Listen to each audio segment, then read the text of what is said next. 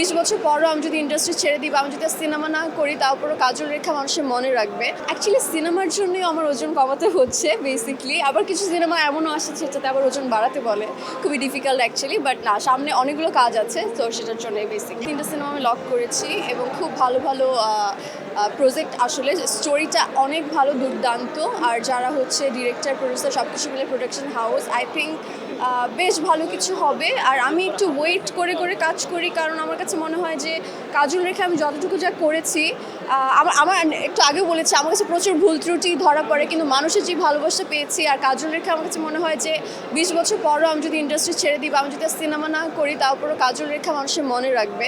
যুক্তরাষ্ট্রের 1 নম্বর gym chain gold gym এখন আবারও বাংলাদেশে। বসুন্ধরা আবাসিক এলাকা ও বসুন্ধরা সিটি শপিং মলে। তো আমার কাছে মনে হয় আমি এইভাবেই আসলে একটু ওয়েট করেছি যে এর থেকে আরও দুর্দান্ত গল্প পেলে বা আরও যদি ভালো অভিনয় করতে পারি সুযোগটা, তো আমার কাছে মনে হচ্ছে ওরকম গল্প আমার কাছে এসেছে, আমি সেটাতেই সাইন করেছি। এবং সামনে আমার কাছে মনে হয় যে কাজল রেখার থেকেও ছাপিয়ে যেতে পারবে কিনা বলতে পারবো না, কিন্তু দুর্দান্ত কিছুই হবে।